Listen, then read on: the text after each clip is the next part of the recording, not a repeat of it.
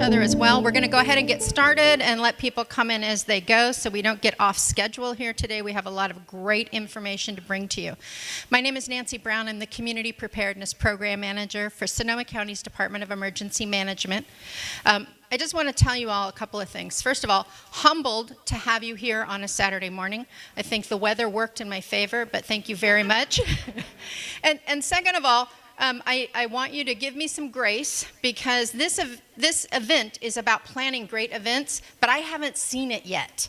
So, so we can use this as a test case, and I won't be offended if you say, but this and that didn't happen today as we go through the event today, all righty? I'd like to introduce my Deputy Director, Jeff Duvall, who is going to give us some quick opening remarks. Jeff? So good morning. Thank you everyone for coming out today. I'm Jeff Duvall. I am actually the outgoing Deputy Director in the next couple weeks, and will be transitioning into my new role as the Director for the Department of Emergency Management for the county. Thank you. So my new role will be Director of the Department of Emergency Management here for Sonoma. So very excited to step into that role and continue the great work that we do. But more importantly, help support the great work that you do in our communities each and every day. It's truly about that, and I was talking to John from Cool Petaluma for a quick moment this morning, and I like something that you said this morning. It's the currency in our neighborhoods moving forward. It's getting to know each other, getting to have those conversations, knowing who lives down the block. It's not that person that you just wave hi to every day. It's, oh, that's Frank. Oh, by the way, here's the skills that Frank has. And keeping that in the back of your head for when something does happen. How do we empower our community? How do we empower you as our community champions to rally them and get them together for preparedness? I want you to think about two numbers real quick. Sonoma County is home to 500,000 people that call this county home. There's a little over 4,000 in the county workforce. So if you think about that, when that big earthquake happens, we can't be everywhere at once. We need your help. I need your help to rally our community, get them excited about preparedness, have those conversations, who's in your neighborhoods, who has what, and prepare. So that's my ask to you, is to continue that great work that you do through your fire safes, your community associations, your neighbors, your family members, because I believe in the power of one. You're going to take the stuff that you hear here today and what you're already doing, and you're going to be talking to a neighbor, talking to a friend about this or about what you're doing and how you're moving your community towards preparedness and resiliency, and they're going to get excited, and they're going to want to do it. And you know what? They're going to keep playing that forward and continuing that message. So again, just thank you so much for taking time out on a Saturday, coming here, listening to an amazing lineup of speakers, and just putting more tools in your toolbox to use in your community. So thank you. Thank you so much, Jeff. We are now ready for our first speaker.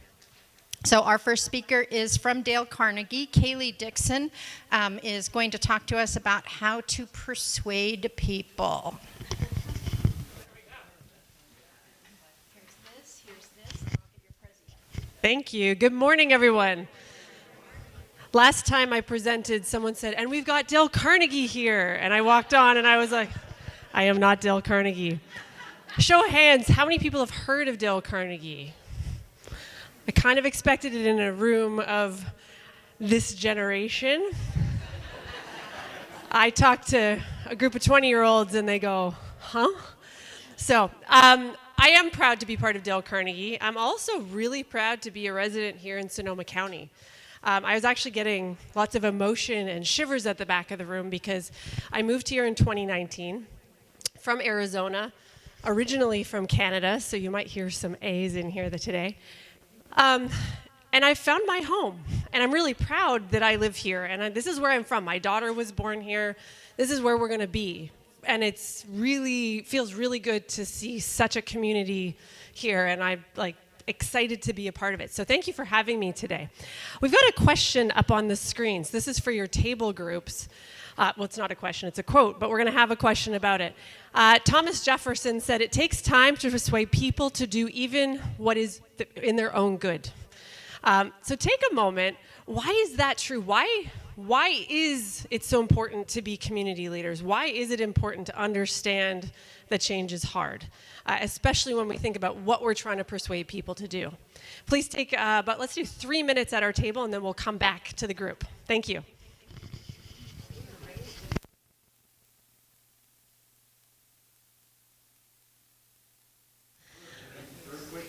All right. So we don't need to unpack everything we just said, but what are some of the ideas that came up at your tables? Holler them out. I'll repeat them into the microphone. The inertia. So if someone's going slow, it's tough to get them going fast, or if they're going super fast, tough to keep up with them. Yeah. What else? Someone else will do it. Just easy to believe it's not my problem, or it doesn't need to be me. Yeah. What else? They don't like change, and it's hard, right? Yeah, what was the one back here? Fear and denial. Right, and and many of these things start to be packed. I might be fearful, therefore change feels hard, right? We layer these on. Any other ideas that came up? Unwillingness to disrupt a routine, right? I'm a mother of a 3 3/4-year-old, like, every day feels hard to kind of just get it all done, never mind the thinking about the potentials, not just the what's happening in front of me. So yeah, getting out of that routine and thinking about what I need to do to get ready. Yeah. Lack of immediate reward, right? It can feel really hard, and especially this might never happen, so I don't need to worry about it, right? Yeah. So we have a really good feel in the room about why it's hard to motivate, why it's hard to persuade people to do different things. And what I'll bring forward today is some of the Dale Carnegie tools we have about building relationships so that we can think about communicating from where the other person is at. So meet them where they are. Have you heard that expression, bloom where you're planted? Well, we need to go, if we're going to water the plant and get it blooming, we need to go to where it is. We can't move it. And that's really what Dale Carnegie is all about. If you've read How to Win Friends and Influence People, it's a book. It's 30 principles about how to win friends and influence people to persuade. It's what's well named, right?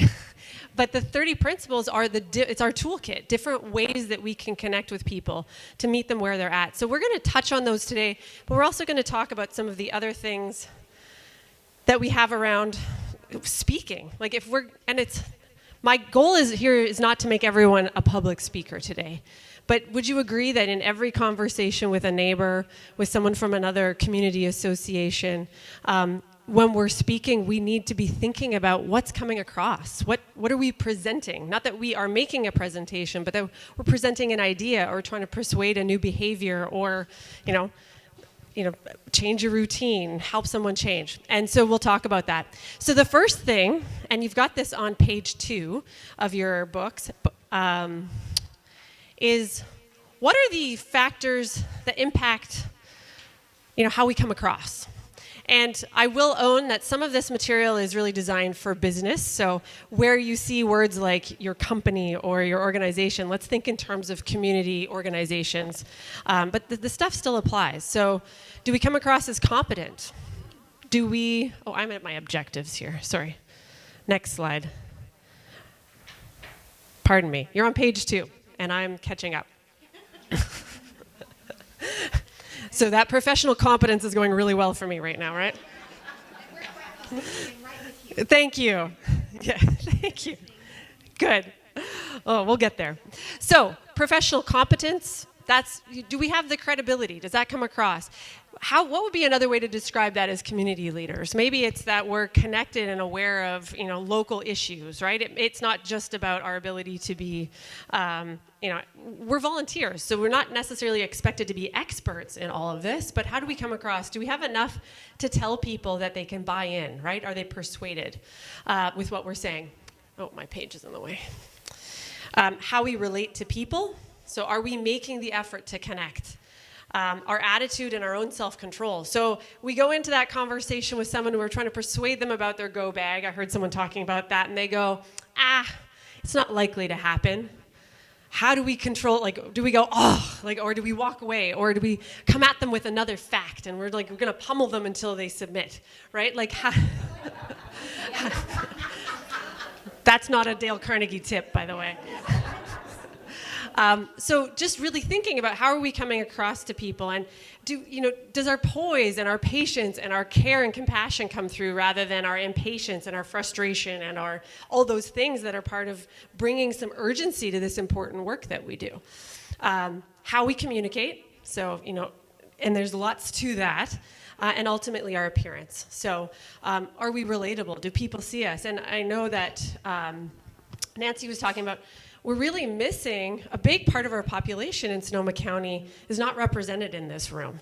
And so when you think about the people in your community who don't look like you, who don't speak the same language as you, who don't, all of those things, how are we making these connections? It's hard work, right?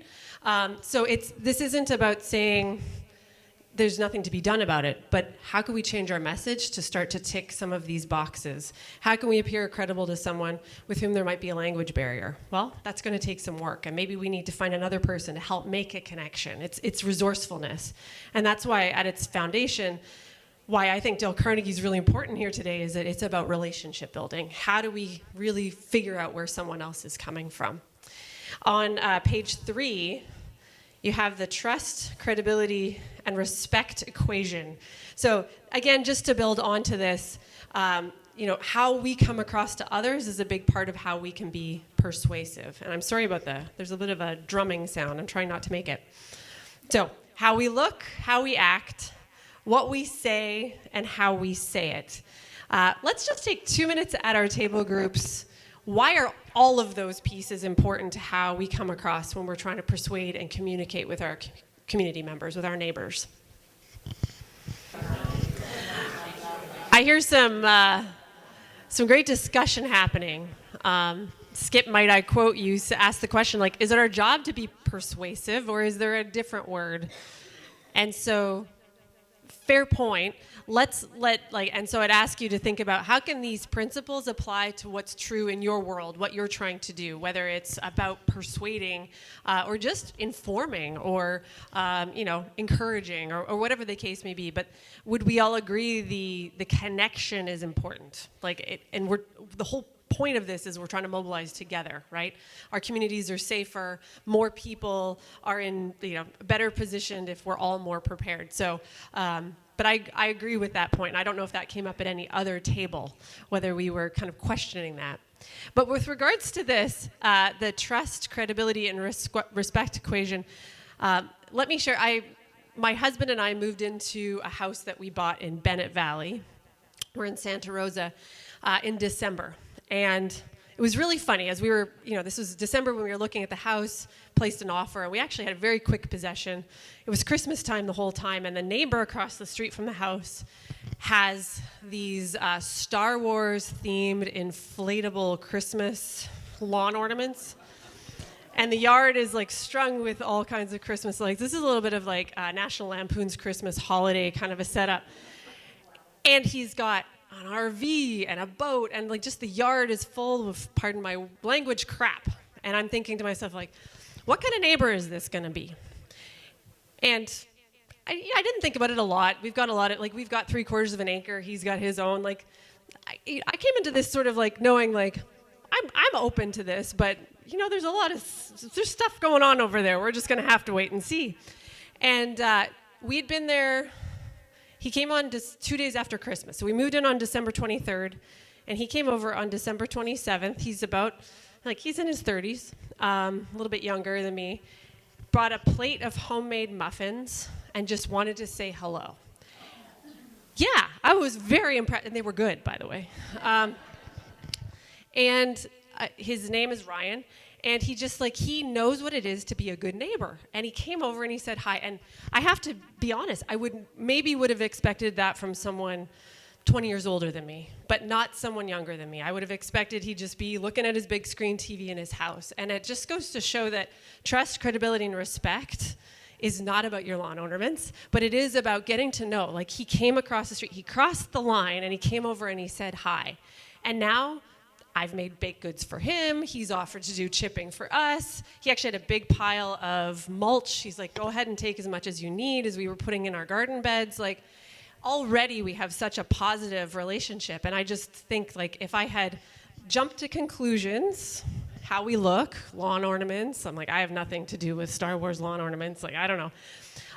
But it, and anyway, so it's building a sense of community. And I've had a few people say to me, like, I'm so glad you guys have moved in, because the place was vacant for a year, and like the community felt dead, and now we've got a sense of momentum again. So I think the key here is that it's important that we think about how we come across, but not to jump to conclusions about where someone else is, because it's our job as leaders to not jump to those conclusions. And one more point about communication. Has anyone heard of Dr. Morabian? And the study is often quoted and often misquoted. Dr. Albert Morabian was at UCLA, and he did a 10-year study on communication and the pieces of it. What's often quoted is the idea that, only 7% of what we say is what comes across. And this is incorrect. What is true is when things are incongruent, our words only weigh 7%. So if I stand up here and say, I'm really happy to be here, my body language, my tone of voice, that's mostly what you're picking up, right? Not the 7% of I'm happy to be here. I only point this out because if we're walking across the line and we're feeling nervous and we're not sure how we can make that connection with someone, or maybe we've had a bad interaction in the past and we're trying again, we need to make sure that we're paying attention to how we come across and choosing that approachability, trying to make the connection so that we don't get that inconsistency. Like if we show up and we're saying it's really important that we care about this, but we've got that angry face, and again, back to it's hard to change. Why would someone want to deal with someone who's got an angry face and is coming at us with some intensity, right? We want to meet them where they're at. Try that approachability. But I don't want to preach about this. I just wanted to point out, let's keep that in mind, that maybe for us, certain people in the room, okay, yeah, I need to, that's where I can communicate differently, is how I hold my body and how I open up and reach out to people. I'll point out, in your handout, you have on page 5, a self-evaluation. I'm not going to have you fill that in right now. You can take that away with you.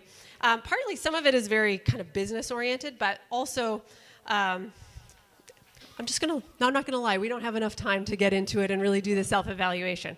But we will jump to the idea of interactive communication on page 8. So, a little bit more theory, and then we'll do more talking, which is more fun. This, I think, is pretty obvious to people, that between a sender and a receiver, us, a community volunteer, and them, our neighbor who we're trying to get engaged, there's an inherent relationship, sometimes very tenuous, sometimes maybe we know people a lot better. But we want to think about, related to that, there's a message we're sending, and there's a feedback loop. It might be their body language, it might be things they say to us. And that loop is going, but throughout the whole thing, we have this sense of filters. Notice the filters are there. So my relationship with my message has a filter. I'm excited about it. This is tedious. The relationship between the message and the receiver, and again, how they give feedback and what comes back to us. All the way around, there's filters, and there could be external filters, like this is a big room, and if I don't speak clearly into the microphone, you can't hear what I'm saying. That's an external filter, or a physical filter. But there's also a lot of internal filters that are going on. Oh, this is, okay, you have this on page 8, and I apologize, the screen isn't showing up very well. But here's some examples of things that are going on inside people's heads, and we heard some examples of this already. The inertia, the getting out of the routine, the change is hard. But there's assumptions about things like, there was an earthquake 20 years ago, so it's not going to happen in my lifetime. Terrible assumption, but let's just say people have them. Cultural viewpoints. Here's one, and just as an example. So as a Canadian, I came from an area called Calgary, Alberta, right near the Rocky Mountains. We get really cold winters there, but no tornadoes, no earthquakes, no summers, like, most people don't even have air conditioners in their house. We're not going to have like super hot summers. So we're worried about cold winters, and so we know how to hunker down. But no one's ever telling anyone there to have a go bag, because they want everyone back at home in their houses with their furnaces, not out in their cars somewhere freezing. So cultural viewpoint coming to Sonoma County, where in fact earthquakes and forest fires and might give me reasons to need to be prepared to leave my house, isn't something that I come prepared with. So that's just one example of where I'm from changes how I perceive the risks that we have here. And we could find a different cultural viewpoint from every single person in this room. The relationship I have. So again, if I have a better relationship with Ryan across the road, I'm more likely going to have a plan about what things will look like in a disaster. It's actually funny. We live on a dead end, but that dead end actually connects back on to Bennett Valley Road, and it's got a chained gate. And it's like, the only people with a key to it would be the fire department, probably the city. And but there's a welder on our street.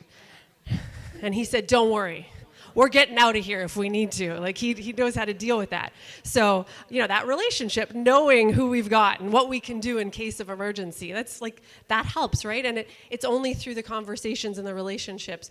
But if I know that, great. And if I don't, and it worries me, that also gives me a filter when I'm communicating. And then unresolved experiences. Actually, you may have this on your page. It might say,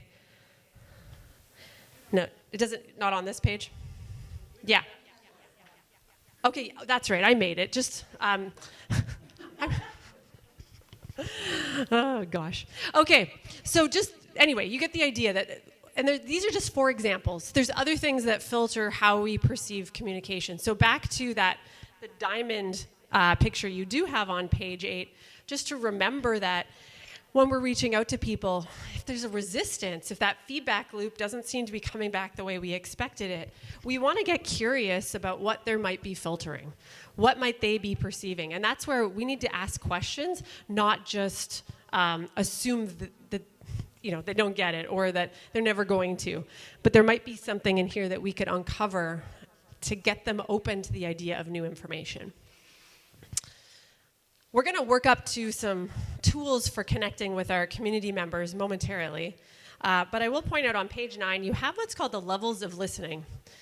And this is both for our own practice as a listener, but also thinking about who am I dealing with.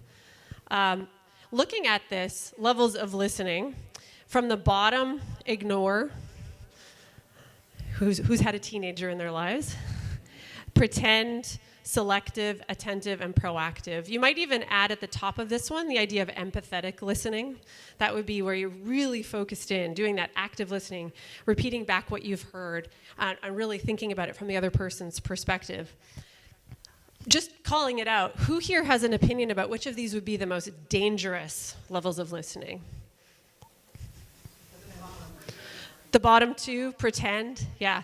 Often people will just shout out ignore, which I agree, that's not a great way to listen. But once I asked a group, I said, where's an example of where ignore is a good kind of listening? And they said, if you have 2 9-year-olds in the back seat on a 5-hour drive. I'll agree with that.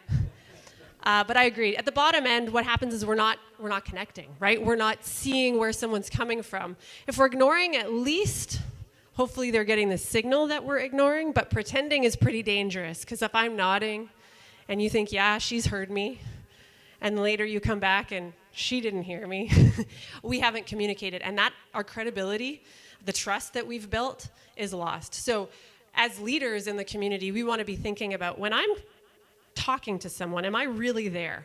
Am I showing up at the top end of this so that people really feel that connection? Or have I missed some information because I'm not there? Likewise, are the people you're trying to persuade, inform, motivate, where are they? Have you really got their attention? And if not, maybe there's a different tact rather than just pushing through and continuing to talk. So things to think about. All right, so let's pivot here to what's a tool we can use to really start to, we've learned all about how are we listening, how are we putting stuff out there, how are we coming across with credibility, but how do we actually, from a Dale Carnegie perspective, start to show up and build those immediate connections with the people, those linchpins in our community that we want to make better connections with. And this is something that we teach in a couple of different classes, including our leadership class, but it's called the interview process. And you have this summarized on page 10. You don't have this, I guess you have this diagram on page 11. So the idea is the interview, its purpose is to build conversation, start to build a network amongst the people in your community, and to build trust. And it does all of these things and delivers on common ground, common understanding, understanding common values. And it's done with a really simple 3-stage process. So these are summarized on pages 10 and 11 for you.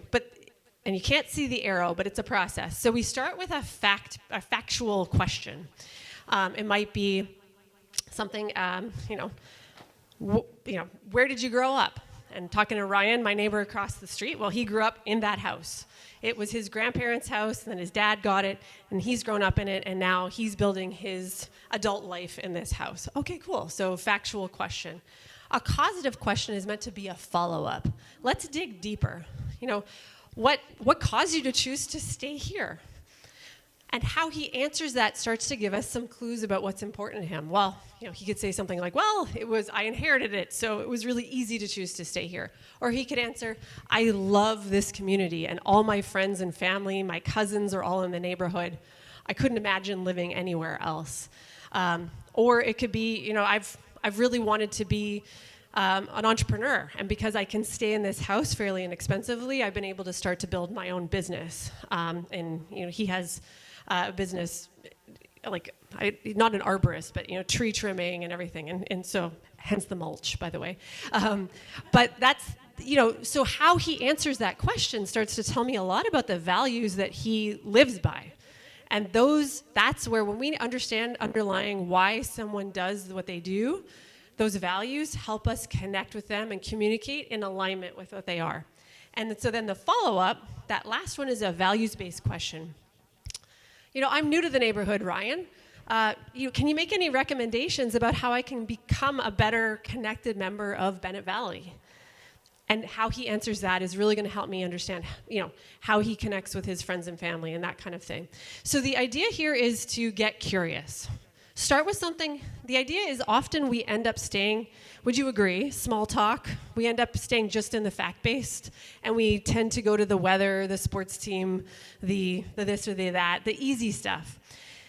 The fact-based question is meant to start us off, but then we get curious with causative, and then follow up then with a values-based question, seeking advice. There's some great examples on pages 10 and 11 of each of these.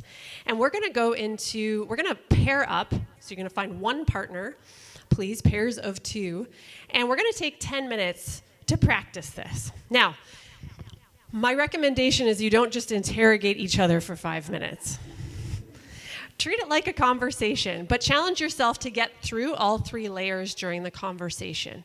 Get to know that other person. And if you came with someone you could try this with them, because you never know what you can find out. I can still learn things about my husband after 15 years with this process when I'm really showing up at the empathetic end of the listening scale. I admit that doesn't always happen with my husband, but you can do it because it's really, when we can get curious about people, there's so much to learn. And even he's not the same person he was 15 years ago. So I'll just encourage you that you can do this with people you know, but I would also encourage you in this room to meet someone you don't know at a deeper level. So in summary, we're going to get into pairs. We're going to take 10 minutes, and we're going to practice the interview process. And notice the spelling on that. It's interview, I-N-N-E-R. We're going in, right? We're getting to know them. I'm going to guess from how hard it was to bring you back that you got into some pretty good conversations there. Now, you're already accomplished people. I'm not suggesting that this was something that, necessarily this wasn't necessarily a life-changing formula, because we're with like-minded individuals here. It's easier to get into these conversations. But who has a perspective? How would this be useful with someone where we're trying to make a connection and we may not know that person very well yet? How would this come in handy? Well, it was fun. It was fun. Yeah. They feel seen and heard, yeah, and that we're really curious about them, right? That's the goal, yeah. Who else? Please. I think I'm used to listening for feelings, but I'm not always used to connecting those to values, which would tell us what we have in common. Nice. The comment was, used to listening for feelings, but this helps us connect those to values, and that's where we can make a connection. That's where we can pick. We're going to talk about a little bit towards the end of this about how do we persuade people? What do we use to, defeat doubt in their mind? And knowing their values helps us choose the right kinds of evidence, the right examples, the right, information. So yeah, I like that. Who else? Yeah. One of the things that we found immediately was common ground. Yes. Common ground. Yeah. That immediately establishes, trust and confidence and having the same kind of things. You bet. Yeah. I mean, that phrase, people do business with people they like. Finding that common ground helps us understand, where are we the same and how could we work together? And I, again, don't want to tie this to business, but the point is, we do need to work together in our communities. And that's the point here is to connect that. I saw a hand at this table. Yes. I think we're in a time where we're so result-based, Mm. and we're just head to the finish, and what do I want to accomplish, and let's just get it done. Yeah. And that conversation, it just slowed the whole conversation down, and you were able to build something and compare where you went. Interesting. Yeah. So it's less about the destination, more about the journey with that person, and to know we've got that. I saw a hand over here and one right here. Go ahead. Well, go first, and then I'll come back over here to you, Sandy. Yeah. For me, it's really how their inner child was affected, Mm. and that is represented by still there today, Yes. and the struggle that people have gone and the value that they have overcome, Yeah. and the reason behind their story, and praise them and value them to keep going forward. Yeah. So so what we're saying here, talking about their story as a child, but really just their experience before this. What brought them to this moment, and how did they arrive here? What good things, what hard things happened to them? But what do they value as a result of that? And to care about that. I like the way you worded that, Sandy. Well, I found it very interesting, and through the interest in meeting Mike and getting to know more about him, there was a connection. Mm-hmm. And with that connection, I want to get to know more about Mike. Yeah. This isn't just one-sided. This just isn't about manipulating the other person. I'm going to figure out their values so that I can zing them. No, we meet people we want to connect with. Yeah, it builds our community. I see a hand at the back.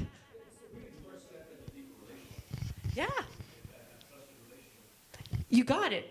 Yeah, the deeper relationships start with this kind of intention, and that's what we're doing. And the nice thing about this is, if we are a bit nervous about meeting new people, and by the way, feel free to take this and teach it to someone else. If someone's nervous, easy to remember 3 steps, right? Value or fact-based, go deeper with causative, and go to that values. One more tip. Oh, I see one more hand. Sorry. Oh, I was just going to say that for me, it was interesting in talking with Matt when he asked me a question about what I would do differently in my career today than what would I choose that would be different than what I actually did. I realized, and I learned something about myself. Cool. That I'm a writer, and I've written 3 books, and I got to do what I really wanted to do besides my daytime job. Yeah, so the comment, if you didn't hear it all, was the question actually caused some self-realization that we can, if we're really listening and we're really curious, we might help someone see something, help someone see something in their self. That was hard to say. Yeah, go ahead, Matt. And she lit up when she Ha. thought about her writing as opposed to the factual, this is what I did. Lit up is you've hit values, the core of what someone is, their authentic self, when we see that bright light. Well done. And in 10 minutes, give them a hand. Yeah. Life coaches spend years trying to be able to do that, man. That's fantastic. Yes. That seems persuasive In a good or bad way? in a very good way. Yeah. Without it actually attempting to persuade the person, what has happened with that commonality and familiarity is you may have actually persuaded them to pay attention to your message. That's right. And that's the goal of relationships is And Dale Carnegie said this, this was Zig Ziglar. If you help enough other people this is getting, so this isn't quite what we're talking about, but if you help enough other people get what they want, you can have whatever you want. It's about showing up where that person is at, because they're going to turn around and get curious about what you're about. And if your values are about community preparedness and safety and lifelines and the other words that we heard this morning, they're going to turn around. Ryan's going to turn around and say to me, what can I do to help you, Cayly? Like, you're always reaching across the street. I keep using Ryan as an example. But you know what I mean, right? So, yeah, thank you for the point. Please. Noticing how impactful it is for me to use the word encourage instead of persuade. Okay. I've encouraged someone Yeah. to now get to some place which you really set to be. Then I think maybe courage is one of our words. Then you're both in a place that's kind of powerful. Yeah. So if you didn't hear that, the comment was that encourage might be a more powerful word than persuade, because if both people show up encouraged, then it's an empowered stance and a powerful place to be. Thank you. Yeah. So let's keep building on this with the idea of building those human connections, and we'll turn our attention to our little yellow books here for a moment. This is called the Dale Carnegie Golden Book. And the reason why Dale Carnegie called it his golden book, it's been around for a long time, is because he said it was worth its weight in gold. And so if you open it up, it actually summarizes both his books, How to Win Friends and Influence People, and How to Stop Worrying and Start Living. So we're just going to focus on the first 3 pages, which are the principles from How to Win Friends and Influence People. Up on the screen here, you can see I've got a pyramid. The human relations principles, well, let me give you, so if you've heard of the book, How to Win Friends and Influence People, besides me just mentioning it, you'll know it's a bunch of tools. It's 30 chapters for 30 principles, and they stack like this. The first 9 are about building rapport and trust. Because, I'm sorry, the white is hard to see, but that's principles 1 to 9. And that's because we start with that. We have to start with building that rapport so that there's a relationship. We can't expect cooperation, and we certainly can't expect to lead. And let's think about the word lead. That's about leading through change, leading when things are hard, fixing mistakes. We can't expect to lead if we don't first have rapport and trust and cooperation. So these 30 principles build on each other. As much as you could kind of go to the toolbox and pull one out, chances are with a new person, you're going to start at the bottom and you're just going to start to build up. And if we're getting friction when it comes to cooperation, that's the place to say, do I need to go back and build more trust and rapport? Or maybe I need to tackle cooperation differently.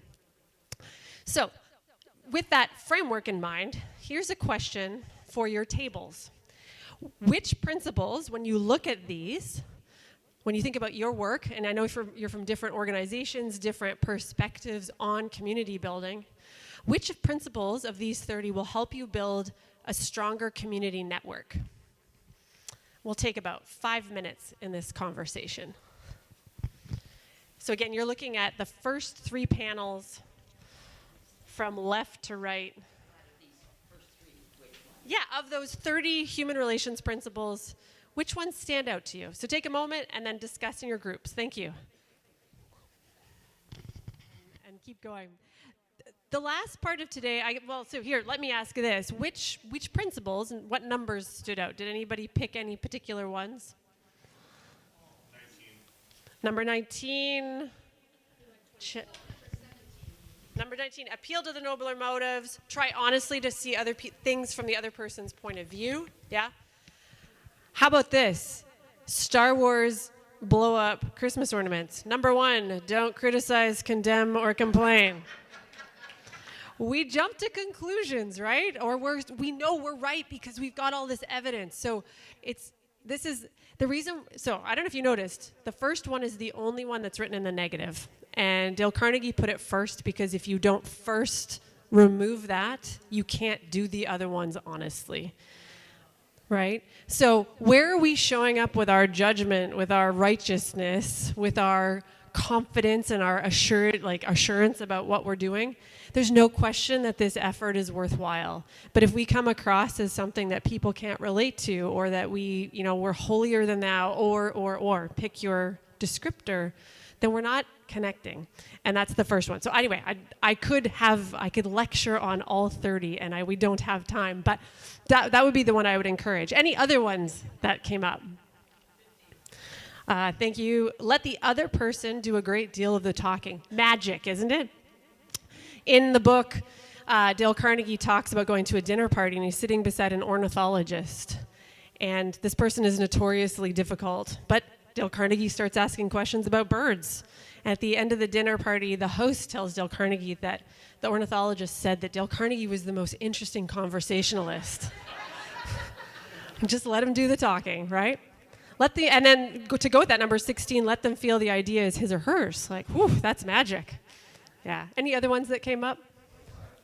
25, ask questions instead of giving direct orders. Yeah. Now let's be clear that here's how my husband will say, don't you think that we should do this? He's not really asking a question. So let's be clear that we're genuinely asking a question and not just phrasing a command as a question. I'm probably guilty of that with my daughter. But yeah, and that's back to that curiosity we had with the interview. Tell me more about why you have this perspective. Tell me more about why you're choosing this rather than that. I'd really like to know. And then we get people thinking it through. Any other ones that came to mind? Number 24. Talk about your own mistakes before criticizing the other person. Isn't that true that, it's disarming, and it may also be a teachable moment in that story. And that's actually, I'm going to take that segue. The last part of today is about how do we use storytelling as a persuasive way, an encouraging way, all of the words. I'm going to be now thinking of all my adjectives, or pardon me, my synonyms. But how can we use stories as a way to, and that's where human connection comes from. So that actually is my next question for us at our table groups. Let's just take 2 minutes and feel free to replace the word, this is again poorly written. I'll change it to black text. But the question is, what are the important factors in being encouraging, persuasive, informative? What does it take? So we're on page 12 with that. And there is some prompt questions on page 12. What factors play into being successful if that's our effort or our endeavor? Let's take 2 minutes. I'm hearing some good dialogue happening, and I'm excited. This is feeding where we're going. What were some of the ideas? I heard a know your audience here up front. Who else? What are the other things that feed into our ability to motivate, persuade, encourage, all the words? Yes? Yeah, just having that. So having your experience, having done the things to align and create that credibility, respect, and trust. What else? Reassuring your audience that you are walking their walk. Yeah, showing, and that's another way to say credibility. But your point is that connection, that you need to do that in a way that they see it, not just that you have that experience, but they understand that you do. Any other thoughts that come to mind? Please. Mm-hmm.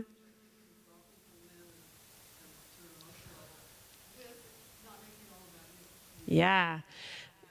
It is a challenge, right? And how do we fold in experiences from our neighbors and talk about those stories?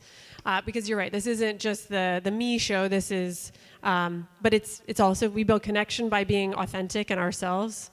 But so everyone heard it. It's so that we also don't want to just make it all about us. So it's true. It's which stories we choose to tell. It's which evidence we draw on. I'm going to jump you ahead. I'm going off script here. If you go to page 20, we'll come back to this other page, but page 20 has an acronym that we use in Dale Carnegie called Evidence Defeats Doubt. And defeats is the different types of ways that we can inform and persuade people. So looking at this, demonstrations, maybe you're, And I'm going to draw on my limited background in community safety here with some examples, but you may have some others you could call out. So a demonstration might be showing how to pack your go bag, right? Examples, this is where we have so many. The stories that we tell, we go back to 2017, we go back to 2019, and we're talking about what happened, where we saw successes and where we saw failures in terms of how things were supposed to work in our communities. Those examples, well, the Latin exemplum docet, the example teaches, right? That's such an important piece. Facts, so we heard from Jeff today. 500,000 people in this county and only 4,000 employees who are not all in community safety work here in the county, right? So how does that, those are facts that can maybe hit home. Exhibits, maybe like Nancy's provided at the center of the table, examples of what stuff looks like that should go in your go bag. Like I picked up the emergency drinking water. I've never seen it packaged like that. And I said, oh, that's interesting. She said, well, you need it to be light enough you can carry it. I'm like, oh, well, kind of feel like an idiot, but yeah. I've got a water filter in my kit, but I don't have some bags. You got to have the water to filter it, right? Right. And then, do you have a question, Roberta? Yeah. So when you're talking about here, use of evidence, you're speaking to ethos and logos, part of this. Mm-hmm. And if you use ethos and logos as part of your persuasive Conversation. Yeah. You gotta put that in the story to create the pathos to get there. To connect it. If you don't turn it into a pathos argument, you won't get there. You can tell, I mean, we see this every day in the news. You know, you can tell somebody's doing this, that, and the other thing, they're a bad person. Mm-hmm. But you're still not going to convince everybody with all of those facts That's until right. you can get to their heart, and through pathos, true change will occur. Yeah. So I've never used that language, but if I paraphrase what I think you've said, it's that we have to have the connection and the relationship with the person and know what matters to them. Back to, I talked about values, and then the facts hook on. Then they're persuasive if we show up. Now, my dad's an engineer, and if I was to show up with that emotional story, he'd be like, I'm waiting for the facts. So we have to know who we're talking to, right? He's a lovely father. I shouldn't pick on him, but I've learned how to deal with him and with, well, we won't get in, talking about childhood trauma. There we go. We'll go down there. Okay, analogies. Everyone knows what an analogy. Yes, I see a hand at the back.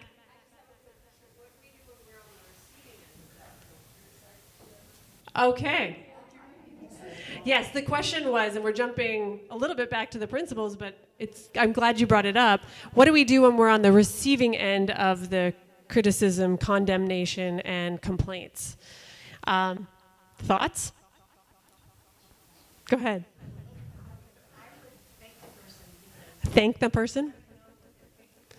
Yeah, you have to. Yeah, you can't be where they are without that feedback. Yeah. So a thank you. Take some. Helps you understand. Mm-hmm. Yeah.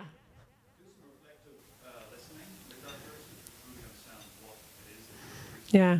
So come back to asking more questions so we can figure out where they're coming from. Yeah. Sometimes it's just avoiding an argument. Uh-huh. That's one of the principles. The first thing, the only way to avoid the best way to get, the only way, I'm going to get this.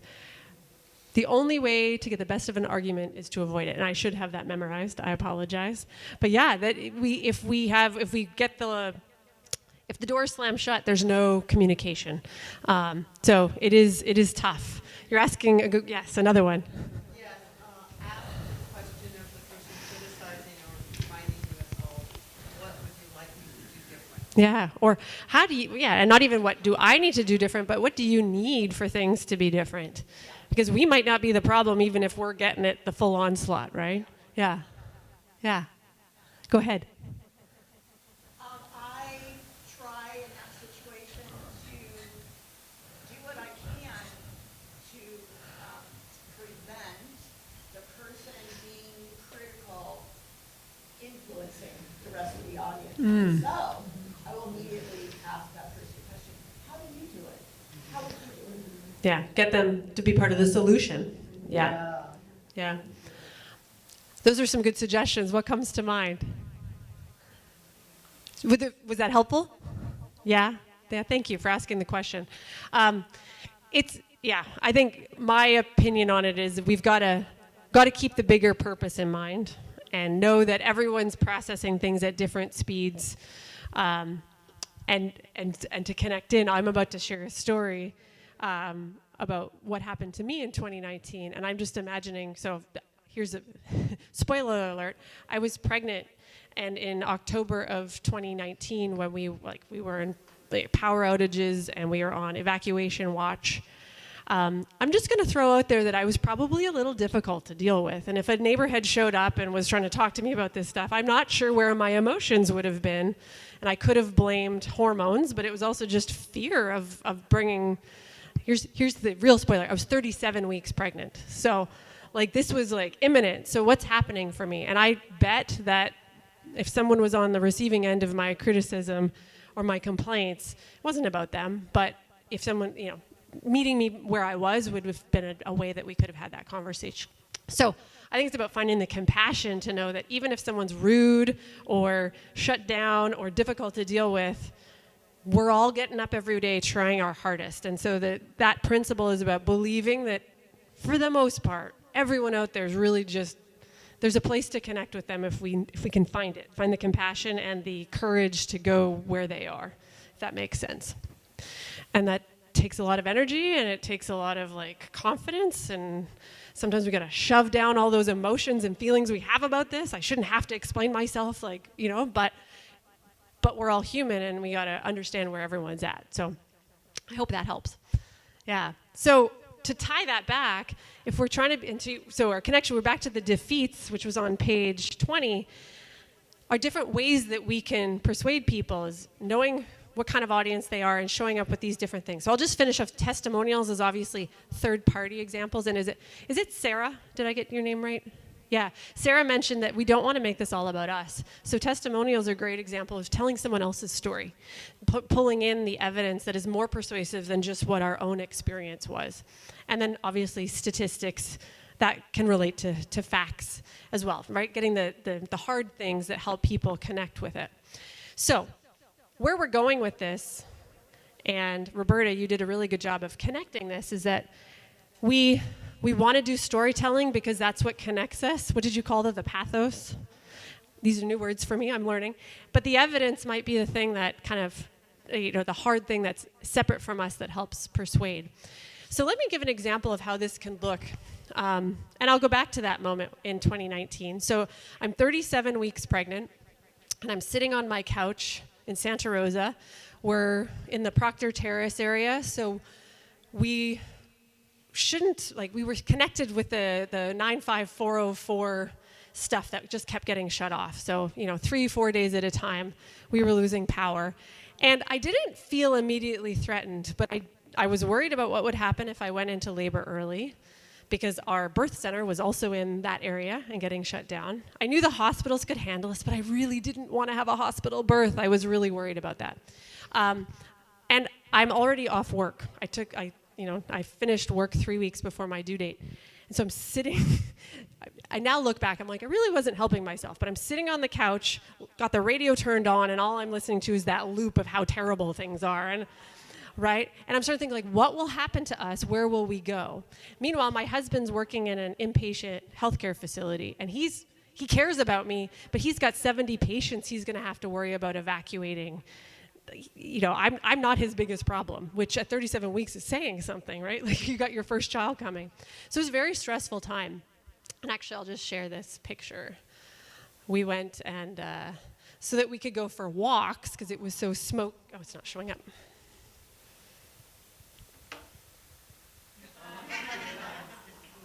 Amazon delivered filtered masks. So we were going, I'm sure we looked a little bit crazy walking around the community, but I needed to walk and I couldn't get out because of that. So I'll just share that we all know that there have been some crazy. I thought they were from your neighbors. On Halloween, we should put those on and go say hi. Yeah, that's a good idea. Now I use them for things like, bleaching my bathroom. I'm not using them for that kind of thing anymore.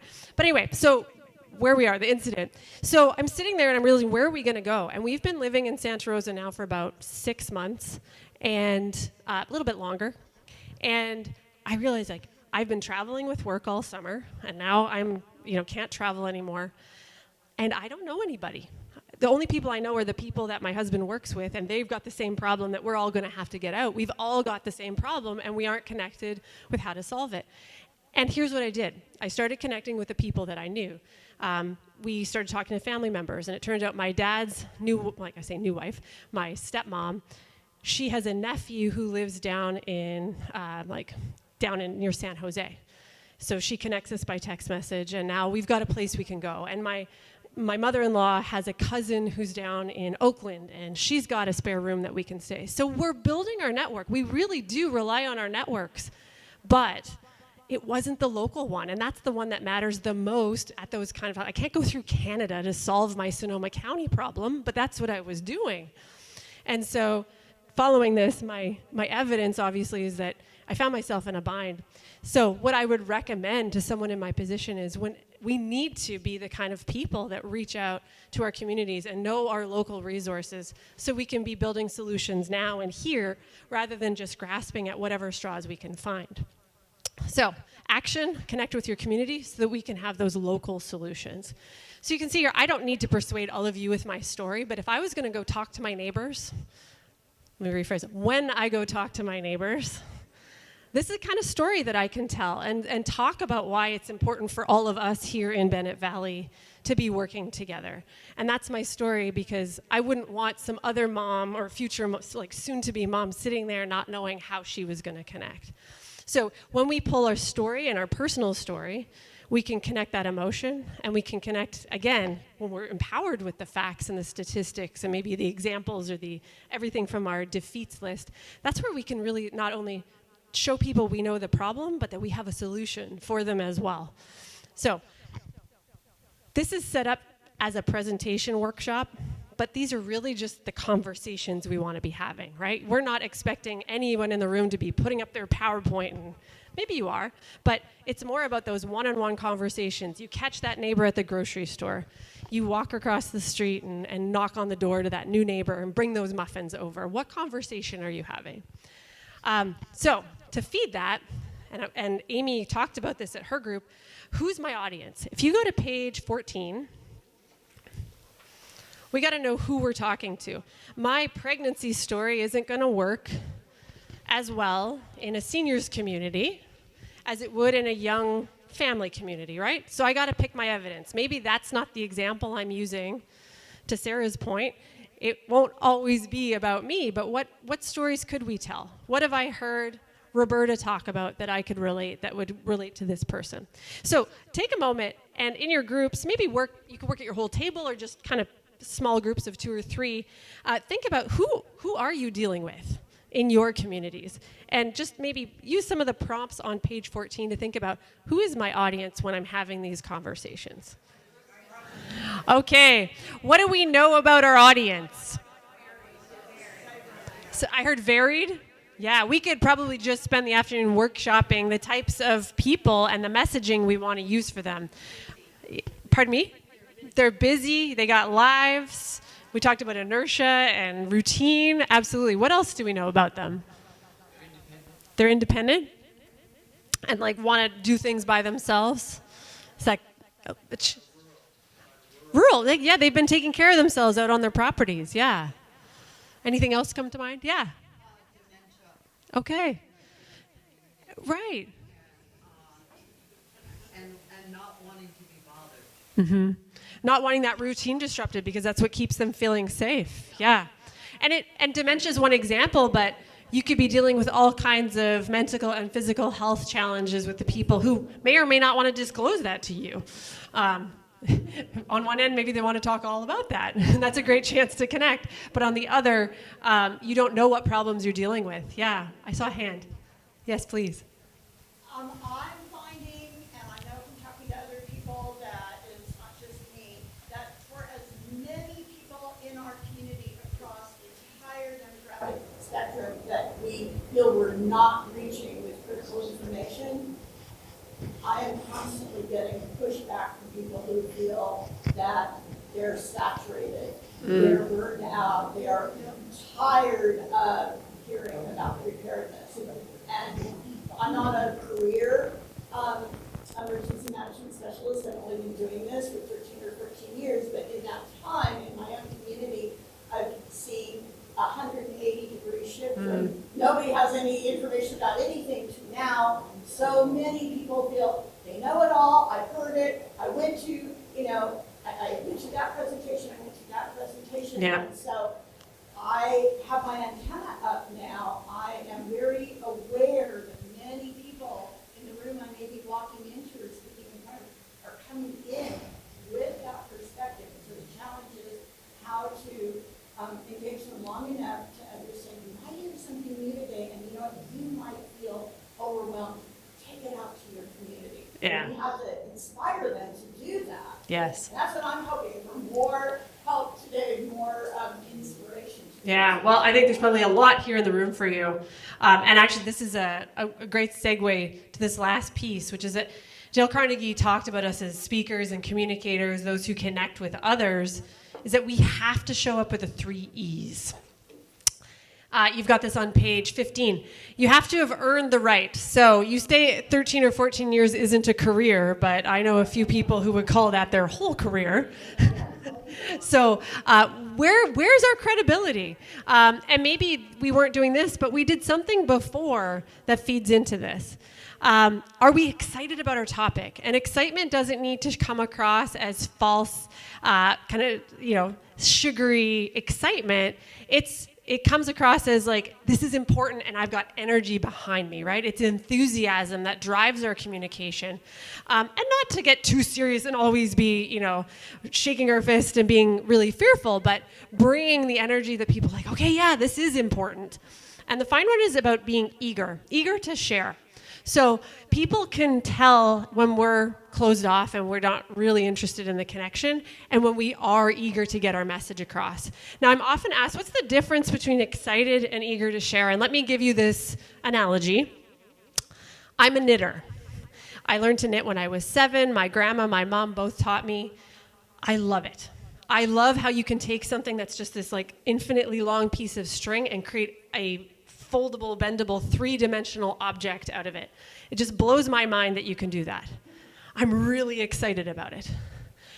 I don't tend to find very many rooms where people are all that excited about knitting with me, so I'm less eager to talk about it and to share that. So you see the difference. And that's part about, so to talk about, I'm sorry, I don't know your name in the back in red there.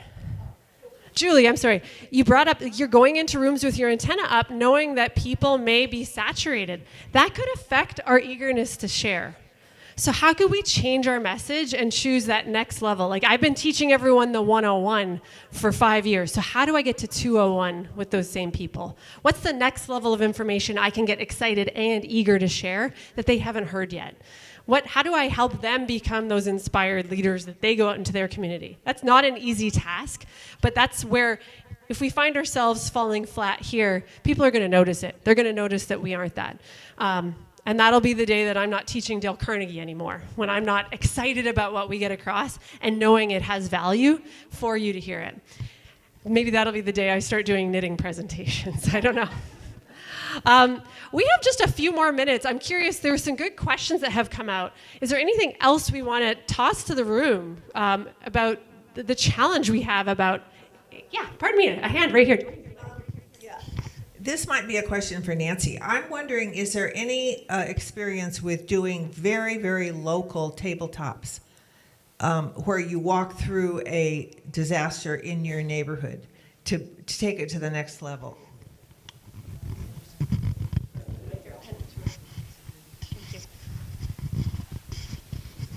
Yes and no. So we have done local exercises where we, and I know some people here have had that opportunity, and we're going to talk a little bit later about some other opportunities like that. But certainly I would say if anybody's interested in doing an actual tabletop exercise in their community, happy to participate in that and put together a scenario and help run it through your community. I think it'd be super fun. Thank you. Oh, Oh, sure. Okay. So a tabletop exercise is unlike a physical exercise, like an evacuation exercise. You actually get in your car and you drive somewhere else. A tabletop is, it's really a discussion. So you propose a scenario. So let's say we're proposing there's an earthquake and it's a 7.1. And the first thing that we're going to ask the people at the table to discuss is what problems are you going to have that you know about right now? And then we're going to talk about how can we solve those problems in advance so they're not problems when this happens. So it's really a problem-solving opportunity. And you always have a very specific scenario. So it's an earthquake, it's a wildfire, it happened here, it's 7.1, this was damaged and that was damaged. So you can get a really good visual picture of what's happening. And from there, you talk about what you're doing, what you can do, what you can't do, and what you need to solve for. Let me just say this. We can't solve for everything, right? We know that already. We can't solve for everything, but we can solve for a lot of things because we know there's a whole bunch of things we don't even know are going to happen. So if we can solve the problems we can, then we can handle the problems we can't. Nancy, say your line about relationships. I have a relationship line. Maybe you could say it. Yeah, and what Ellen's talking about is I believe, and one of my goals here today, is I believe that we are planning for a lot of things and most of these are not going to happen. There's a whole bunch of brand new things that are going to happen in every emergency that we can't plan for. The way we get through every one of those is the networks we're building. Every one of those. If we have enough people with enough different skill sets in our circle, we can solve any problem on the fly in a hurry and everybody will be safe and live. And that's the goal, right? We all get to live through whatever happens. So one of the goals here today was for my neighborhood leaders in Sebastopol and my neighborhood leaders in North County and my neighborhood leaders in West County to begin to build those bridges. Because when all of North County needs to evacuate, where are they going? And what if they already knew somebody there who could help them and they didn't have to stay in the shelter? And what if that COPE group or Map Your Neighborhood group could help this other group park their trailers and motorhomes on their block or whatever that is? That we're building, we can build not just a neighborhood connection, we can build a big neighborhood connection. And it's not my turn to talk. But wouldn't you agree, 3 E's, right? How lucky are we to have your leadership? Yeah. So I'll wrap us up with this.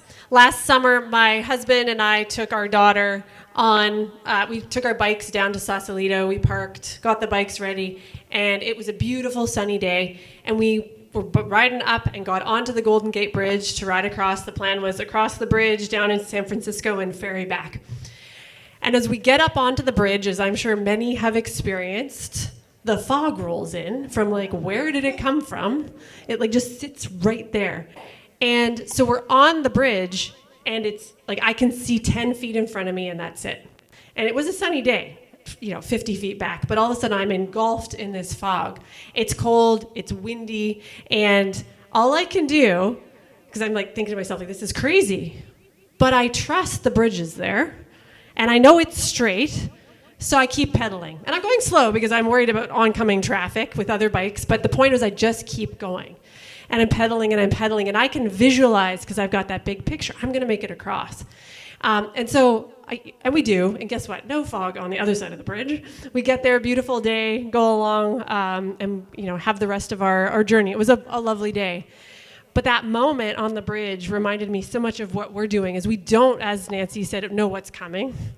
But the relationships that we're building, the effort you can make in opening up who you are to make those better connections, to think about your audience and change how you communicate to meet them where they're at, to handle the challenges when they throw criticism at you that is maybe completely unjust.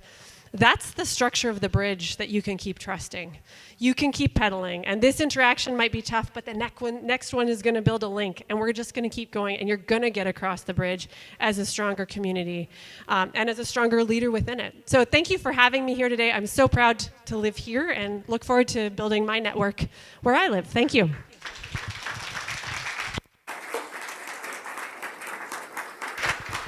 Thank you so much. I so appreciate it. And I should also tell you that Dale Carnegie donated her time to us today because they felt this was such an important thing to do in the community. So you just got a $10,000 lecture for nothing. So thank you.